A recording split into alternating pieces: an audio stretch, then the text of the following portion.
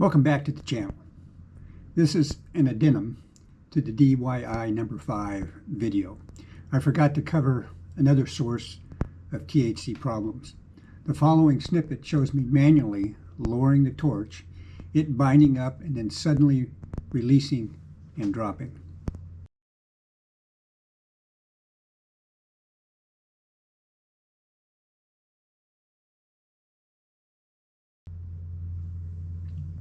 The 4 rollers on the 2 vertical THC rails are binding up for some reason. It could be due to residue deposits. However, the THC rollers and rails depicted are spotless, and this still happened. Binding forces can often be random and variable. These binding forces must be overcome or else the torch will stop. Let's look at a sketch to see what is happening. The torch holder assembly floats on top of the Z-axis lead screw nut.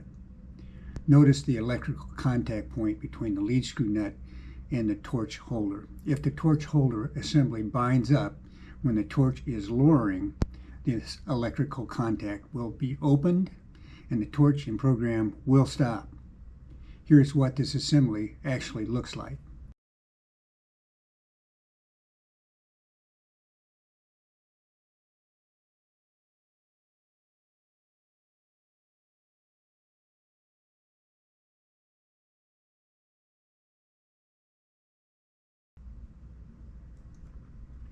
This problem will occur anytime the binding forces exceed the weight of the torch and holder.